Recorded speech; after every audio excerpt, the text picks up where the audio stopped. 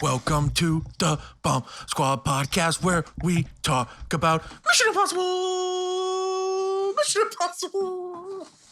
This bit failed so hard. Wow, you got the theme. You got the theme perfectly. This rules. No, that's staying in. Hi, I'm Tanner Richard Kraft. Hi, I'm Austin Zwiebelman. I'm Joseph Rennick, and this is a biscuit. I'm Rein, and this is a hat. This dude's eating. This dude's eating on our podcast. Speaking of eating, Ethan Hawke has died, so he could not make it onto this podcast. I'm kidding. He's not dead. He specifically scheduled construction on his house, so he wouldn't be caught dead talking about something that isn't anime. But he requested I tell this story, so I just want to get it out of the way because it is not actually about the first Mission Impossible movie at all. But he really wanted me to tell this story. Oh, Mission Impossible? That's what we're talking about today? Shut the fuck up. Anyway, the story. When Ethan and I, this is the story of the first time Ethan and I hung out outside of work. Movie Pass. This was the day Movie Pass shit hit the fan. They were disabling accounts. They were disabling cards. They weren't releasing funds. But if you went to a Movie Pass partnered theater, you could still use it.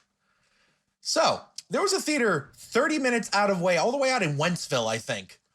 It was really far away, where there was a theater that was playing Mission Impossible that was actually partnered with Movie Pass. And I was at work being like, yo, can anyone take me to this movie? It's like 30 minutes out of the way. And Ethan volunteers because he's a good man. And I guess at this point I had sufficiently Stockholm syndrome him enough into thinking I'm a good person. So he drives me 30 minutes out of the way to the theater. We get there, I buy my ticket, and then I immediately walk away to the concession stand. I don't buy him a ticket for giving me a 30-minute ride. I just immediately go to buy some popcorn. And when he asked me, yo, why didn't you buy me a ticket? I was like, oh, I don't have that much money.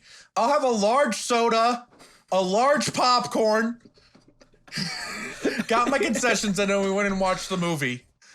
Tanner, You use Ethan for a ride so that he could not see Mission Impossible with you. Oh, no, he bought his own ticket. Okay. He still saw the movie, and I remember this was the latest one. This was Mission Impossible Fallout. I don't think he liked it, but that was the first time him and I hang out. And then immediately on the ride home, I talked to him. So when I was like 17, I was racist, right? So I don't know why he's still my friend. Tanner, when are you getting that Friend of the Year award? 2029. But yes, Ethan demanded I tell that story. So here we are. You know, Ethan, it's funny you say the word Ethan. It reminds me of the word Ethan Hunt, which reminds me of the word Mission Impossible 1996, which reminds me that was a movie that I'm going to talk about eventually after you guys talk about. But before we talk about this one, I just want to quickly touch on what are your guys' prior history with the Mission Impossible franchise? Previous movies you've watched, enjoyed, history of the franchise. Was this your first time watching this one? I don't think it's the case for any of us, but still, just prior history of the franchise really briefly. Like, give me in 3 minutes or less. Joe, first. So I have been a fan of this series. I want to say around like when 3 came out is when I started watching these movies. And I've honestly been a fan ever since. I would actually say that this is my favorite action movie series. I like it better than Indiana Jones. I like it better than Fast and Furious. I like it better than John Wick even.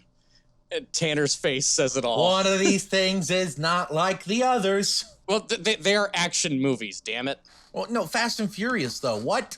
You're like, legendary action franchise. Cars in space! It's an action franchise, Tanner. Yeah, I'm with Joe on this one. Yeah, but it's the sillier one. That's why I think it's funny. Yeah, no, what are you talking about, Tanner? You idiot. Now, you know what I fucking meant. Don't treat me like I'm stupid. Mission Impossible, it's probably, no, it is my favorite action franchise. I've loved it since, it's 2006, right, when 3 came out? And I want to say the worst that series has gotten for me is with Mission Impossible 2, where I think it is just very, very, very okay. I mean, that's also the movie where Tom Cruise throws a pair of sunglasses at the camera and they explode into the title, so... Am I too? Yeah, MI2. The second worst Mission Impossible movie. Oh, interesting. Oh, really? What do you think is the worst? Oh, well, it's the one that everyone knows is the worst. 3. 3 is not the worst. Are you It's kidding? easily the worst. That's what I've always heard. I haven't seen 2 or 3, but I've always heard 3 is the worst one. That's because it is. 3 is not the worst. Joe's 3 wrong. is It is the worst. 3 is not the worst. There's actually We're cutting some off good Joe stuff in V. 3. He's going to stop the propaganda. We need to stop the J.J. Abrams propaganda. Hey, Austin, your I hate you, Tanner. prior history with the franchise. The first Mission Impossible movie I ever saw was Mission Impossible Ghost Protocol. And Mine too. it had been a long time since Mission Impossible 3, and I just never got around to those movies. And I always heard back in the day that it ended on a sour note, that Mission Impossible 3 was too over the top, too goofy, or it just didn't work somehow. So then I go to see Mission Impossible 4 just because I'm bored, and I really like Tom Cruise, because when I was younger, I really got into Minority Report. It was one of my favorite movies as a teenager.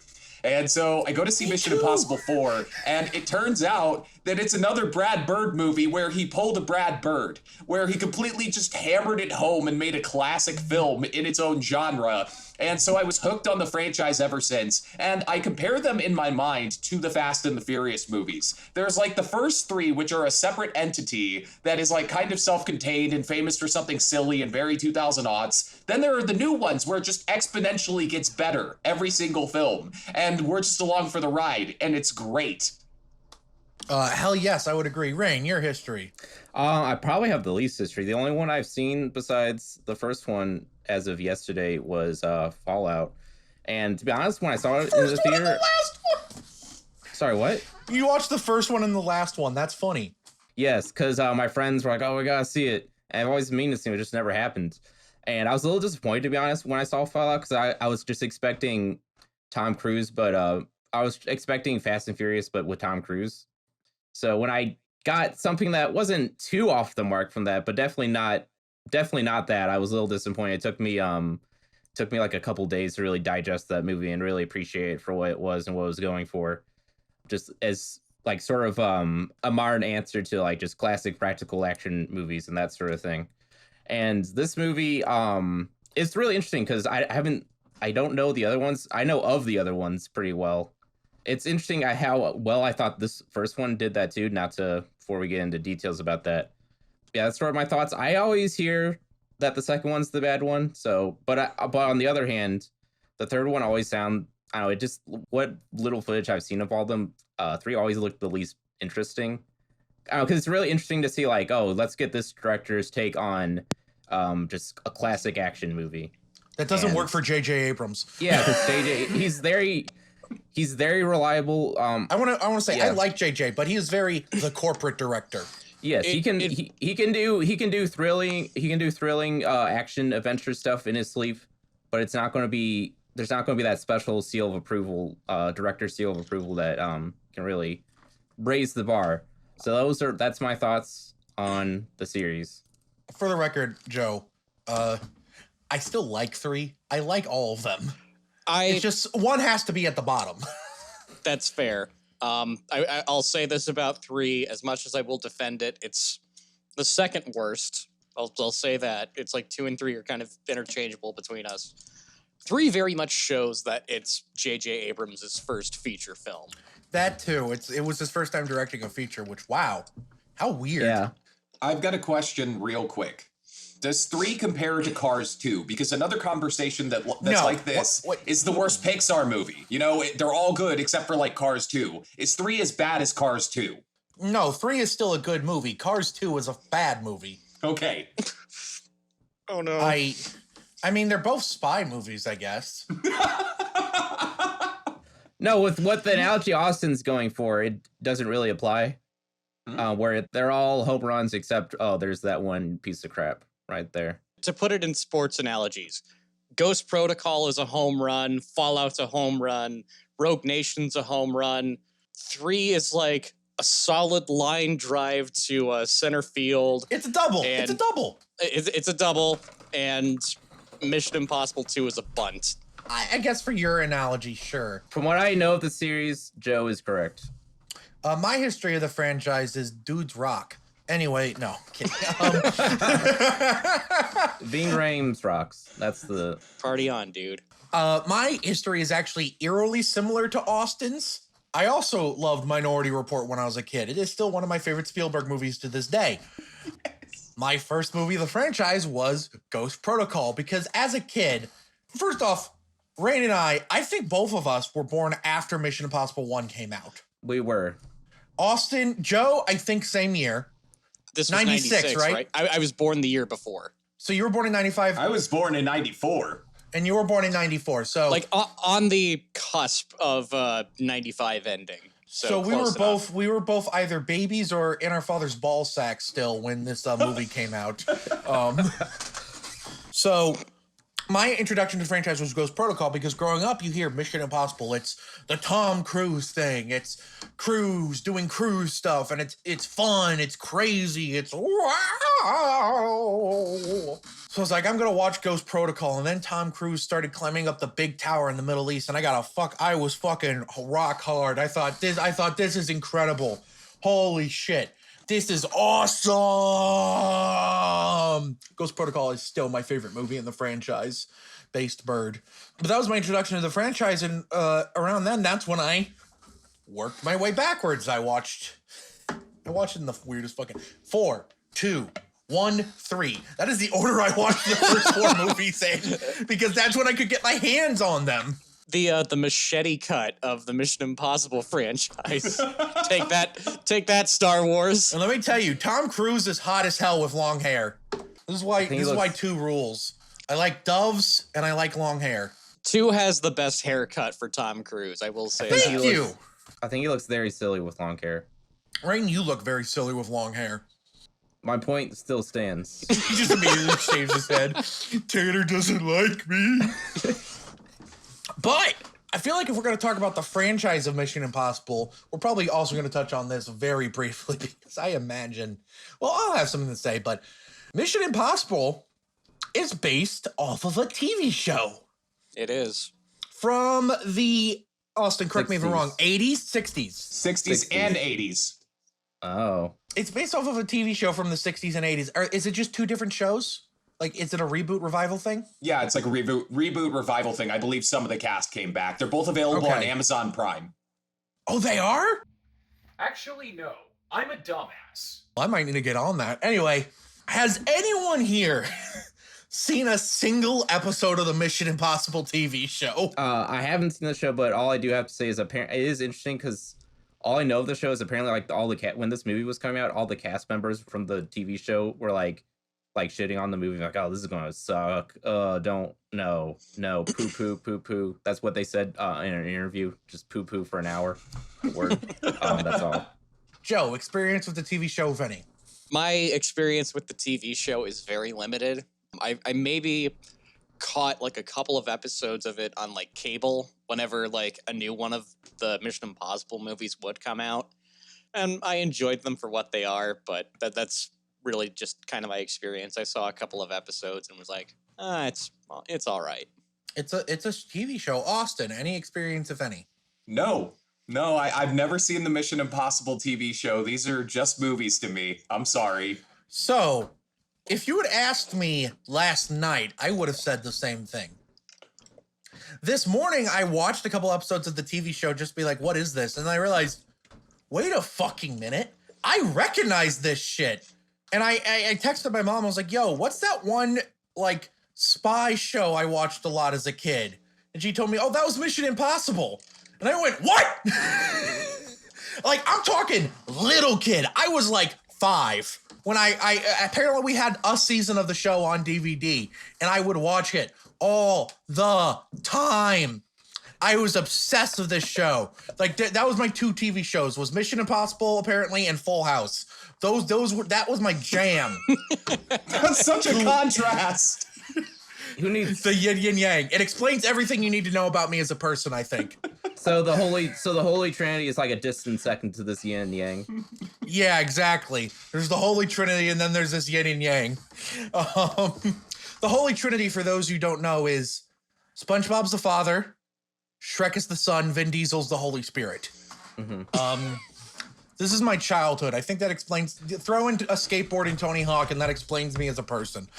But yeah, apparently I loved what little I saw of the TV show as a kid, and I just didn't realize it was Mission Impossible. Because unlike Full House, I stopped watching it because it wasn't on Nick at Night.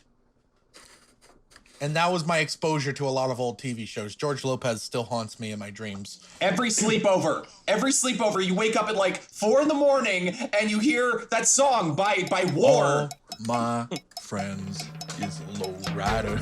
And it's the trampoline people.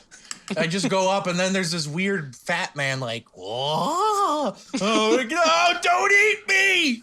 Look, we should get a petition going on. Put Mission Impossible, the TV series, on Nick at Night. Right the wrong. Yeah, I didn't expect that bit, this section to last long, but now we get to talk about Mission Impossible. Oh yeah. But before we talk about the movie, because Ethan also wanted me to tell this story. When I was 13, I woke up on a Saturday morning in my underwear, not wearing pajamas. And for some inexplicable reason, I opened my door because the rest of my family was awake. I opened my door and I did a somersault out my door while doing doo-doo and crashed into a wall. I had never seen a Mission Impossible movie at this point. That's how I broke my thumb when I was 5. You did the same thing, underwear and all? Yes, except I was pretending I was Donatello from Teenage Mutant Ninja Turtles. While humming the Mission Impossible theme. Donatello! Wait, no. I was pretending I was Raphael, but I only had the purple mask, so I was just, I'm pretending it's red. I just wanted to briefly touch on that. And, you know who directed Mission Impossible? Brian De Palma. Brian motherfucking De Palma. So, great thing you guys brought up, Mr. De Palma. Director of one of my favorite movies, Phantom of the Paradise. Now Austin has to use any clip of Phantom of the Paradise, so this will be a good podcast now. Anyway, Brian De Palma and Ralph Bakshi are revolutionary directors, individuals whose electric blends of thematic elements and techniques have resulted in the exceptional and highly varied, if uneven, filmographies. This uneven qualities are frequently a result of both directors' approaches to storytelling, especially in their early work. That was a brief excerpt of Ethan's essay on Brian De Palma. Joe, what do you think of the first Mission Impossible movie? I think, especially in the era that it came out, I think it's kind of fucking insane that this movie got made. Like, even trying to, like, piece together, like, how this, like, if you had pitched this movie today even, just the fact that it would have gotten made would have been insane. The way that it got made. Because one of the things that I experienced while, I kind of noticed this while I was revisiting it. This movie is shot very old school. Like, there's, like, an old school style of filmmaking to this, while, like, also... Because, I mean, this was also the era where, like, CGI was in everything. So it's like they're blending, like, all of those effects in, along with just, like, old school, like, practicals. And you'd think they would have done that with the masks, but those aren't CG. Those are real. Like, holy shit, they're real. They actually made those masks in real life. It's insane. Rob Bottin, the guy who did, like, all the visual effects for John Carpenter's The Thing, worked on this. Yeah, and it looks great. It looks really great. I have a lot to say about specifically how the way it's shot, but keep going. What more do you have to say? I guess I can kind of talk about, like, a little bit of the history about this movie. So let me pull up her name real quick, because I do believe that this was Tom Cruise's first Work as producer. Yeah, that's it. Paula Kaufman is who you're looking for. Paula Kaufman Wagner, or Paula Wagner, as she's credited on IMDb. So this was their first collaboration. And I think this was also, like, Tom Cruise's, like, first action movie even, because before this he was not known for... It was. Yeah, oh, okay, it was. So... Top Gun. But to be fair, Top Gun is a volleyball movie. It's not an action movie. Okay. Don't you call something fucking Tony Scott worked on not an action movie? Oh, okay, fair. You got me. Anyway, so Paula Wagner, Tom Cruise, they produced this movie together. It was Tom Cruise's first role as a producer. And he had a very specific list of demands for this movie. So, for starters, he wanted Brian De Palma to make this, which for an action movie, I mean, Great choice, by the way. It was a great choice, and it really paid off in the end. But Not a great choice on paper, though, with like his filmography. yeah, not a great choice on paper, because when you look back at Brian De Palma's filmography, it feels insane that he would direct a gigantic blockbuster like this. And some of the choices that they end up making in the movie just sound so fucking insane. Like we'll probably talk about it a little bit more, but the Langley heist in general is insane to pitch. And then he's getting like all of these like big stars at the time. Emilio Estevez, who isn't credited in the movie. He goes uncredited. So Emilio Estevez, Kristen Scott Thomas, Jean Reno. Tanner Richard Kraft. Yes, Tanner Richard Kraft before he was born. Just an X-ray of a ball sack. You get like all of these stars in a movie, and then you just kill them off pretty quick. So it's insane to think about that. Also, the writing team of this. So this was written by Robert Towne, who wrote Chinatown. It was also co-written by David Koepp, who's a little bit more familiar with blockbusters. I think he did like rewrites on it. He wrote Jurassic Park. He wrote Jurassic Park. He wrote the first Spider-Man. He's the 9th most successful screenwriter in history just by U.S. box office receipts. Nice. Our guy. And then when you like think of like the action in this movie, let's compare it to another movie that the movie that won the box office that year, Independence Day. Oh, you pitch a movie like this. Hold the fuck up. I do not want to hear any mission. I do not want to hear any Independence Day slander on this. I'm talking about Austin. I'm going to go over there and beat your ass. Mission Impossible's better. It is better. I'm going to give you a computer virus that's going to kill your family. I mean, yes, it's better, duh, but I don't want anyone to fucking Independence Day fucking jizzing blowing up the White House. But yeah, when you consider like all of the action movies that came out around this time, so there's like Independence Day, there's like Michael Bay's early movies, so there's like Bad Boys, Armageddon, The Rock, Speed was also another big movie around that time. Like these big, elaborate, like explosive action movies. And the big action scene of this movie is Tom Cruise dangles from a roof and his forehead gets sweaty.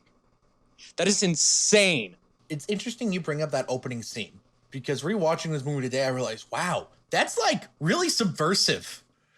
They set up there like it's going to be this big heist movie or something, and maybe something goes wrong and they have to do it. No, it's not just something goes wrong. It's everything goes wrong. They start off the wrong man trope by having an entire heist go south so fast. It's incredibly directed. It's very subversive. It's subversive. Like, especially because you see these big stars like Emilio Estevez. It's like if Scream was an action movie. Hostile lasagna, don't get any on ya. Red light, green light. It came out the same year as Scream 2, I think. Holy shit, Rein's right. Yep. What a good year for subverting your expectations with big stars. Yeah. Fun fact, also the year Rian Johnson was born. What the fuck? That's an incredible He joke. didn't deserve that. Hey, would you say that Rein just subverted your expectations? Oh, where are my sunglasses? I just get shot off screen. The rest of the podcast is just a void. Ryan, neither of us know you. Come on the show. Oh, I have some sunglasses right here. Mr. All right, you have to keep those on now. Mr. Okay. Zweebelman. Mr. the Zweebs, if you will. Only my mother can call me that. What do you think of the first Mission Impossible movie? I hadn't seen it until last night.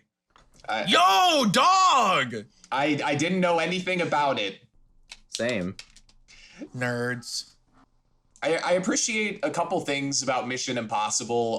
From a production standpoint, it's absolutely crazy. One of my favorite ways to analyze movies so that even the worst ones are entertaining is just to think, how did they actually do this with real people? Like, you have to have some knowledge of how movies are actually made to do it, but it makes movies infinitely better. Like, there's a simple shot where I think, what what's his name, Galitskin or whatever, the guy, the Yeah, Mark. Galitskin. He's in the basement, and like I think he's reaching for a button. Someone's reaching for a button. And then the camera does this really crazy zoom back from the button. In fact, this movie is full of weird zooms that optically are very challenging to do. Like when the Mark during the Langley heist gets a little thing on his shoulder, they're like using macro lenses or some shit. This movie is really impeccably well made. Also, I like it because the raison d'etre isn't hidden in the movie. It's actually the title, and this is the first one. That wasn't like something that they developed over time. That was that the missions actually had to sound impossible. They figured that out from the pitch. And that's what I love about the Mission Impossible movie, is when you're like watching it for a first time, you're just like, I cannot figure out how they're going to do this until they actually do it in front of me. That's the fun. It's spelled out in the title. The mission sounds completely fucking impossible, and they do it every time. And this was no exception. In fact, for like a 90s movie and an early one, there's a lot of franchises where the start is really boring and you just kind of have to like brute force your way through the early ones. Whereas this one was fucking awesome. So I had an amazing time watching this. Yeah, I would still put it in my top 3 Mission Impossible movies, honestly. I love it that much. It is very good. It's funny, the franchise kind of follows, like, it starts off here, then we go here, and then we bottom out, and then we go... Rein, what did you think of Mission Impossible 1, the movie, the TV show, the movie, the game, the movie? In retrospect, I really should have, it was a very similar... The qualities I admired in Fallout, I found here. In a lot of ways, it was the same ethos that Mission Impossible Fallout, and I assume most of the other films followed. Like I said, not to be repetitive, but this is very much just taking this spy action thriller concept and just using the fundamentals of good old action filmmaking, but then with little modern flares thrown in. And it was really interesting just to see that, but A, for the, circa the 90s, and then B, oh geez. But also seeing Brian De Palma's take on that, which I haven't seen enough of his movies. He did direct Watch one of the best Blowout. movies. Yes. And also Phantom of the Paradise. Haha. Now you saw a second clip of Phantom of the Paradise, people. Haha. Insert the oneer from Blowout.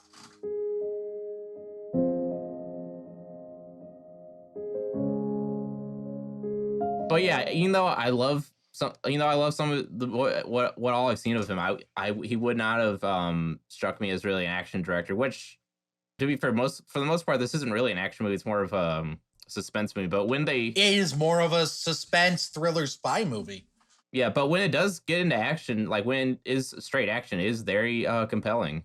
And like Austin said, yeah, I thought it was like a technical marvel. I love how De Palma is basically Hitchcock, but on cocaine and also hornier.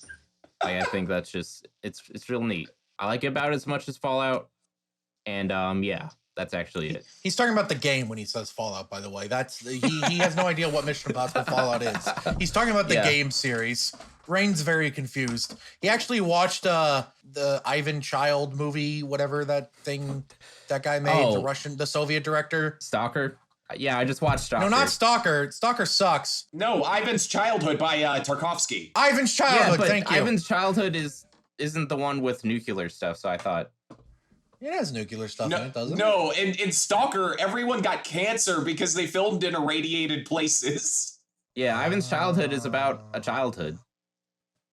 With nukes. Yeah, also, I think at the end of The Sacrifice, it's a classic story. I think they were burning down a house, and they didn't get it on the first take, so they had to, redo the burning down the house thing, which is kind of similar to, the helicopter thing that we might talk about later in this movie. I'm actually about to bring that up right now. Oh, geez, it's interesting that you guys talk about the technical aspects of it, because that helicopter, isn't that a lot of CGI? It's really the only scene with heavy CGI. It looks incredible for 96. It does. For 96. For 90s, I still thought, listen, that looked better than the fucking Goro CGI in the Mortal Kombat movie I watched a few weeks ago. It did. It doesn't look great. It's subpar for today. The only time I didn't buy it was when they were on it. When they were hanging off of it, that's the only time it looked fake to me. Tanner, the entire time I bought it completely. Tanner, when they were hanging off it, that wasn't practical, actual. Yeah, what are you talking about? Yeah. That's hilarious. It looked the most fake when they were on the train in the tunnel and the helicopter was like right by them. That's when it was fake. Yeah, I thought it looked fake when they were hanging off of it. That practical sucked. They should have done a better job. Have you all read articles on how they did this scene? There was actually a model helicopter. The helicopter's not always CGI. I don't do research. There was a model helicopter. I was going to say, did they pull an Alien 3 where everyone thinks, oh, this looks bad because it's CGI, and then no, it looks bad because it's just awkward blue screen use? I'm saying the opposite.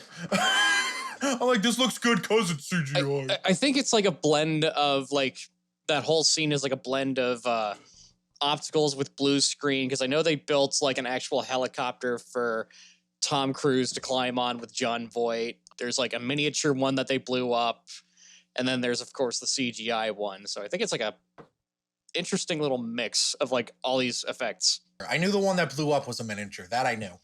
I just wanted to touch on that because that climax, that scene still looks great. It looks great to this day. You buy it completely. Again, even though I guess it was when it was practical, I wonder if it was a lighting thing because I thought the lighting looked weird.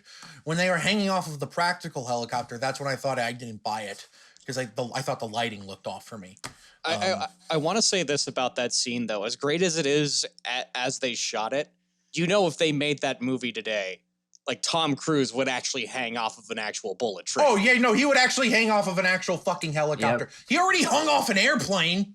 Yeah. Like, he would hang off an airplane, he'd hang off a helicopter, he'd hang off a freaking bullet train. There's no way. It was interesting because we exist in a world with Tom Cruise now. I was actually like very scared watching it last night because I was thinking this is a lot more dangerous than the other stunts in like the later movies to practically do. I was scared shitless because of his reputation that he's garnered over the years. I was worried that like young baby Tom Cruise was actually using suction shit on a bullet train. It was scarier. Yeah, that's probably the most dangerous. I don't know. He actually did hang off a side of a plane that was taking off. No, I can figure out ways that you do that safely. A fucking bullet train like that? You can't figure out a bullet. You know what? That's fair. No. Yeah, that makes sense. I mean, it's you can't figure out ways they do the plane safely because they did do it safely. There was no way Cruise was going to get hurt doing that. By the way, fun fact, do you know how Tom Cruise keeps getting away with it? He keeps firing the insurance people, right? And like getting new ones? He made his own insurance company. He did. Oh. That's incredible! No, I heard this from he said that apparently his workaround, it was like the Burj Khalifa thing was the breaking point for his insurance company at that point. And then Tom Cruise was like, no, I'm tired of this, made his own insurance company, so now he has to ask himself permission to almost die on set. That's incredible. Hey, Tom. Yes, Tom? I want to climb the world's tallest building on like a harness. All right, go do that. For the newest movie, I think they're having him run on top of a train as it's crashing off a bridge. They're building the site as we're recording this podcast. So he's gonna pull some Buster Keaton shit with a train. I am hyped. I want to see that right now. Holy shit. Back to this one, though. That last action scene is really, really engaging. But you know what there are a couple things I specifically want to tap on. 3 things, actually. But the third thing will actually we'll get into that. The way this movie is shot, the cinematography is fucking incredible. Holy shit. When I was watching it last night, I was just like, this is so fucking good. You know, I came. I saw, and I came. This movie and has... I came. Anyway, this movie has like the ultimate scene that I would like teach in a film school, as far as like trying to convey something going completely awry in a scene and like visually capturing it. It's the scene like after that big heist fails, and he goes to meet up with Kittredge at the restaurant. Incredible! The cinematography there is incredible. Like, and you always get the sense that something's wrong. It's just like low angle, like tilted. It's like when that shot hits, you know something is up. That is the ultimate like film school scene right there. And I think film schools should use that scene as a method of teaching how to build suspense. Sorry, I was going to say, it is weird. Like, Brian De Palma seems like one of those, like one of the quintessential film bro directors, but you don't really hear film bros talk about him that much. You don't. It's Yeah, weird. because he's actually good. That's fair. That shot where he goes, this whole operation is like, oh, incredible. I love the way this film uses tilting your camera, like Dutch angle shit, very effectively. It is the anti-Thor in that regard. I was going to say, take note, Kenneth Branagh. Oh, wait, this came out before Thor. This existed before Thor. Why didn't he take note then? When there's a Dutch angle, it's purposeful. It adds to the scene. It's never distracting. And Brian De Palma uses it a lot in the movie. There are a lot of shots that are kind of at a Dutch angle, but it never feels wrong. It always feels right. There's that specific shot when he's like, one of the first shots when he's like going through all the Bible websites, which me and my dad were fucking making fun of that so hard. Just this guy going to, I'm just imagining someone opening their email account and like, what the fuck? Because he emails like 20 people until he gets a hit. But there's a specific scene where it's like it dollies in, zooms in on him using the computer, and it starts to tilt as it's moving in, and it just completely sucks you into Ethan Hunt's state of mind and how fucking panicked he is. It rules. It's actually awesome. The cinematography is just top notch. It's incredible. And second thing I want to tap into is Cruise and the performances in general. Everyone in this movie brought their fucking A game, except Cruise at times. Yeah, I have a problem with one scene because it's very much I produced the movie and everyone's kind of being out of touch right now. Claire comes back and he's freaking out. Naturally, he's been freaking out all night. And then there's a shot where he's holding her over a bed. And yeah, I thought they were going to start fucking. I could not tell what the hell was going on. I had seen the movie before and I thought they were going to start fucking. It wasn't as much a question in my mind if there was like some kind of like sexual tension there. I just thought it didn't work. I was wondering how people got through all the cuts of that movie and were like, yeah, let's have this keep going this long. It just seemed odd. It was honestly probably De Palma being De Palma. It's being a horn dog. Well, yeah, this movie's really horny. This movie's exceptionally horny. Every time a woman dies, I feel like Cruise is about, the way Cruise holds dead women's bodies in this movie makes me feel like he's about to go throw necrophiliac and start fucking. Again, look at the director. Yeah, I get it. De Palma's horny. I can still make fun of Tom Cruise. I don't even know if Tom Cruise has. I don't even know. I wouldn't be. He's either gay or asexual. Anyway. Yeah. Same. That's what I expected. There's a specific scene where he's like in the limo with Maxine and he has this big cheesy fucking grin on his face. And that was just like one of the few times in a movie in recent memory when I went, why is this actor making this choice? Why does he have this big, stupid, cheesy grin? He's just the entire time in the limo. He's like, I know what scene you're talking about. I was a little. Wasn't that kind of weird? Yeah, a little. He was gonna fuck that old lady. That was how he got in, okay? He was just leading her on. That's the thing with Cruise. He's like either asexual or gay, but every woman he meets in a movie, he has incredible sexual tension with. I don't know how he does it. The man's an enigma. There's one scene I specifically want to tap into. The Langley heist, where they get the knock list. I just want to tap into my thoughts specifically, and then I'll get to the rest of you. It is a masterclass of tension and putting you on the edge of your seat. When I watched that scene last night, I have seen this movie before. My father had seen this movie before. Him and I were kind of talking throughout the movie.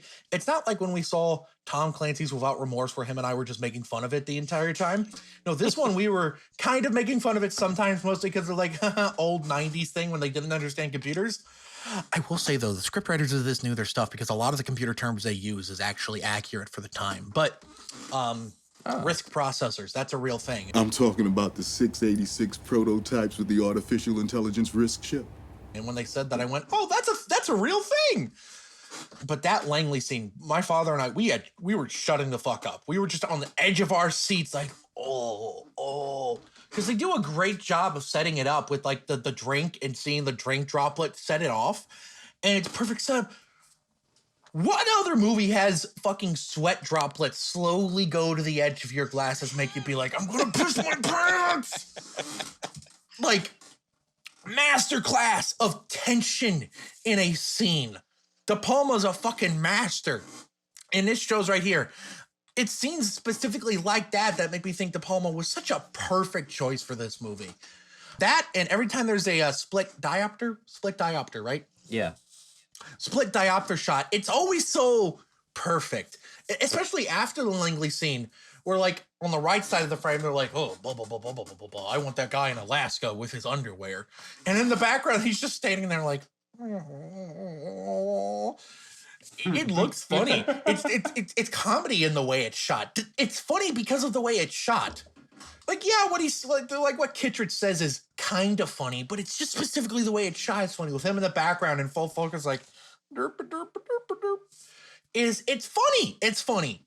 So just the way that Langley scene in general, though, is just incredible. Every shot is perfect. Every cut is perfect. It's a masterclass of tension filmmaking. When a Russian guy lets go, I just about jumped out of my seat. And I had seen this movie before. I know what's going to happen. And I am still tense. Joe, go ahead and spiel on about it for 5 minutes. That man is French. That man is French. Yeah, Jean Reno is French. Russian guy. Yeah, he's a French Russian. Anyway, so I want to ask a question. Like, well, imagine pitching this scene as your big action like this is the big scene of the movie. Like, imagine pitching this to a producer and saying the entire thing is silent and Tom Cruise has to get a floppy disk and has to prevent sweat from like falling off of his forehead. There's no guns fired, nobody's punching each other. The most violent part of that whole scene is Jean Reno kills a rat off screen. That's literally it. That's about as far as the action goes. I don't know. The vomiting was pretty violent. That is true. That man had some really bad vomiting issues. But if you were a producer today and somebody pitched you this, would you say yes? Probably no. I would, because I'd be like, oh, it's like Mission Impossible. Well, I know, it's a joke. Like, had this movie not exist, you probably would have to fight to get a scene like that made. And it's honestly just kind of insane, just how amazing that scene turned out. Because, yeah, that whole thing is fucking silent, too. Like, there's no score. A lesser director would have filled that up with music. And it's a masterwork that De Palma didn't.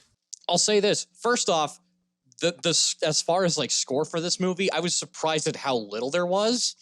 Yeah. Like there's not that much use of score in this, which I think was it's very interesting considering where the series goes and how much score is used. Honestly, kind of made me miss it. But yeah, the whole thing is silent and just anticipation just like slowly builds as like things begin to go wrong fast. The rat comes into the vent. Split diopter shot.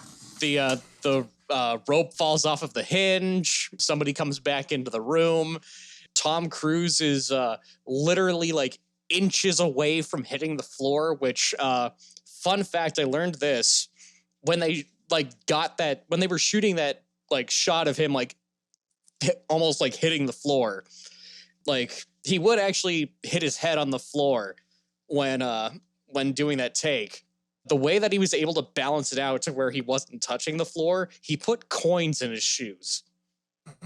That's awesome. That's how he was able to balance himself out and not hit the floor.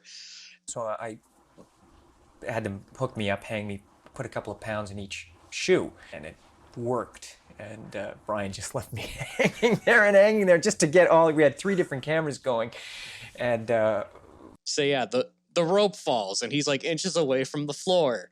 There's the sweat droplet, and then I'll never forget this. And like Tanner had mentioned, I have seen this scene several times. When that fucking knife dropped, I just screamed, "Oh no!" Every time you're like, no! Every time. Every single time. It's like, it's that effective. You could see that scene a million times, and then when that knife drops, you just lose it. Austin, what do you think of the Langley heist? You ever notice this movie has like a 60 something on Rotten Tomatoes? Isn't that weird? Yeah, fucking What? idiots. What the hell? What? I That saw is that. It has a weird. 64%. That's Yeah. weird. It's strange. You gotta like put yourself in the mindset of the critics at the time, but it's really hard because we're cooler than them. Like one of the things that the Langley heist has that is not quite, I guess how you would probably do it is there's like a butt monkey in the scene. There's like a guy who gets poisoned, and there's like silly comedy going on where he's constantly throwing up, and there's this really implausible moment. There's this really implausible moment where he unlocks the door just in time so that the sensors don't get set off, if I'm remembering correctly.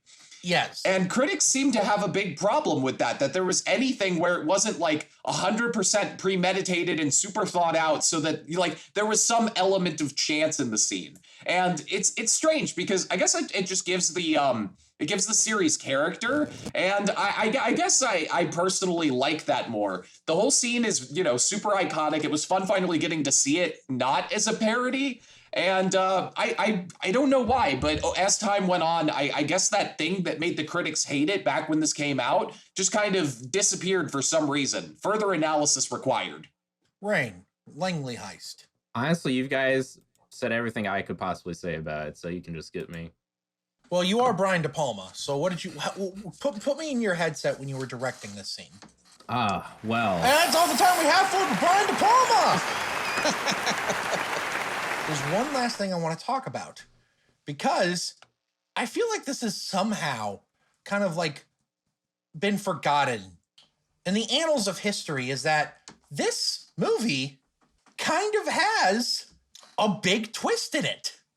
Because not only is John Voight's character, who plays a mentor type in the beginning of the movie, not only is that, oh, yo, dog, it's like, oh, the guy that Tom Cruise trusted, he's a bad guy. John Voight plays the main character of the TV show. That's the character he's playing. There were a lot of people at the time who hated the movie for that. Because the main character of their childhood TV show being a piece of shit who sells out his country? What the fuck? None of us give a shit about it, but... They would have hated it even more because originally the opening heist was going to feature like a lot of recurring characters from the TV show, like the side characters and everything, but a lot of them like opted out because they were like, no, this is stupid. They were wrong because it rules, but... I think one of the cast members said that it was like signing up to commit suicide in an interview. Yeah, I do remember that. Like, I get it. I get why the cast would be upset. Like, I get it. It's like, yo, what the fuck? That's... What? Like, I understand that to an extent. Do you guys think that the grand reveal of it was John Voight, it was Donald Trump all along, do you guys think that twist still works for you on an emotional level just because of how much I think Cruise and Voight sells that mentoree relationship? Joe, I'll start with you. Yeah, I do think that twist works still. Because they try their best to like kind of like set a few things up for you to kind of pick up as you go along. That's also just kind of one of the other things I noticed is there's a lot of information just dropped in this movie to where you have to be paying attention in order to pick up on things. But yeah, no, there's enough set up to where it's like it is an effective twist. I kind of do and I kind of don't. I kind of wish that I could watch this movie with having seen the TV show beforehand and being like a big fan of it and watching this for the first time. I'm kind of curious as to how my opinion would be like different if I had that kind of experience. But then again, knowing me as a person, I doubt it would have affected me that much. But I think it's an effective twist. Austin? There's a really underrated movie, actually Melissa McCarthy's, one of her few good movies. It's called Spy. And they have this exact same twist in Spy, down to like, the person with the point of view glasses putting the blood on themselves, pretending to get shot. So unfortunately, I knew what was going on the whole time.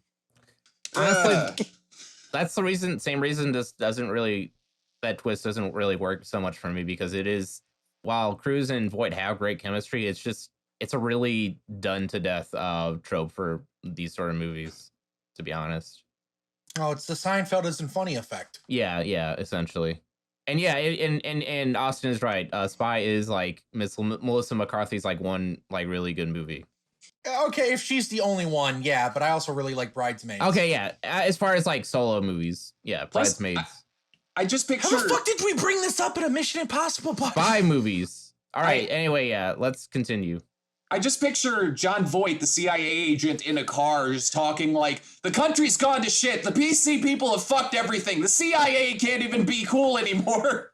Just on YouTube. Yeah, it's funny watching the movie now because I think we all are aware John Voight is actively a piece of shit. So Yeah. it's just to see you just like, yeah, get fucked. Oh, another thing.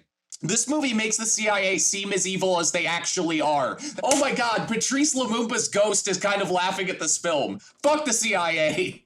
Though it is the IMF. I don't think the CIA is in this movie at all. What? They said CIA a bunch of times. They do say the CIA. Isn't Yeah, Lang- but Ethan's a part of the IMF. Sure, yeah, but the It's a different Langley organization. The Langley heist. Grant, I was a little confused watching this. I'm brave enough to admit that, but I'm pretty sure the that was the CIA. That's the CIA place. Okay, maybe I was wrong. I was wrong in that. I was under the impression it was IMF. That's who they were stealing from. I could be wrong, I figured though. Cruz was stealing from his own agency. I think the twist really, really works because I think Cruz sells it so hard. You feel his heartbreak, his pain. He sells it so hard. He sells it so hard that it's kind of impressive that Voight's character doesn't catch on to it in the diner. When like Cruz looks like he's about to fucking cry and John's like, yeah, Kittredge or whatever. Or even when he's like, why, Jim? Why? And Voight's just like, yeah, because his wife doesn't fuck him anymore.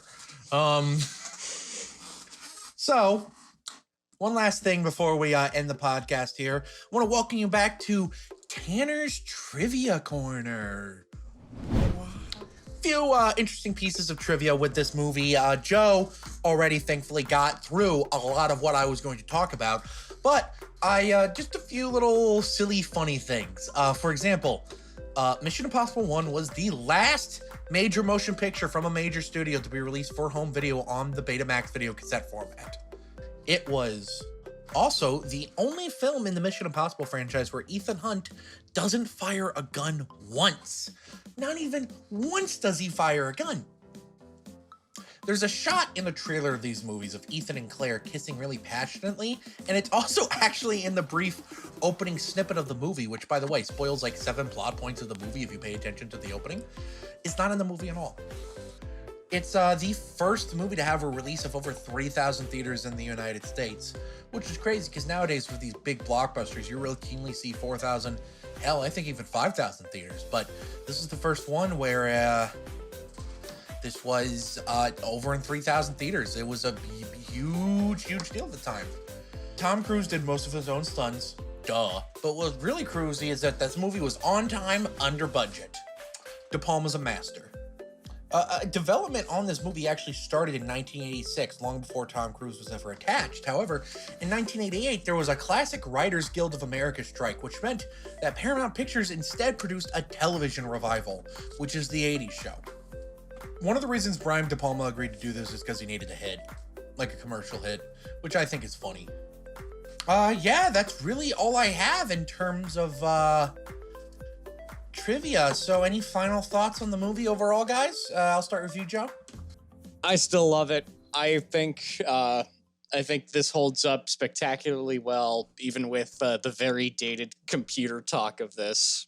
That was kind of fun to watch, just how much of a relic this movie is, and then how it would progress later on. It's still a very fun, solid action movie that I think more people should see if they haven't. But it's also a very popular movie, so I doubt most people haven't seen it. Good time.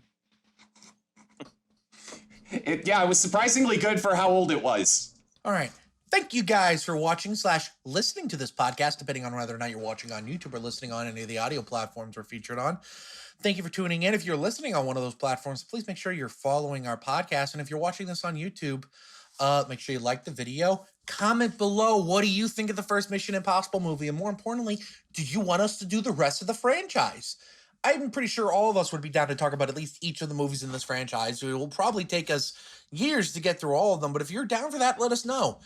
Of course, make sure that you hit that bell icon if you want to know when we upload our videos. And I know you want to know. I know you. I know what you want. So go ahead and hit that bell icon. So overall, thank you very much for watching, guys. And I will see you next time. Peace, bitches.